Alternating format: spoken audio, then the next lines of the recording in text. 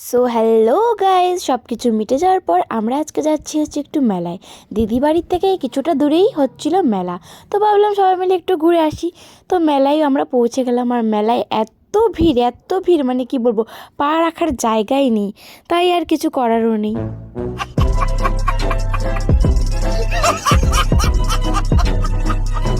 তারপর আমরা এই আংটি, চুড়ি, মালা এগুলো দেখছিলাম, আর এত কম দাম, 30 টাকা 20 টাকা করে, এর উপরে কিছুই নেই। তারপরে ভাগনা চলে আসলো এই মিকি মাউসে খেলতে। আমিও বললাম যে আমাকে নেবা নাকি, বললো যে উঠে বড়, কিন্তু না, লজ্জার বিষয়, তার জন্য আর উঠলাম না।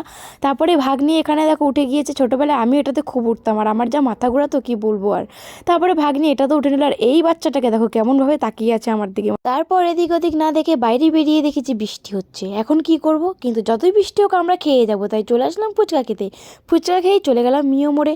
মিও মোড় থেকে জিনিস টিনিস নিয়ে চলে যাবো বাড়ি। ভিডিওটা কেমন লাগলো বলো, বাই।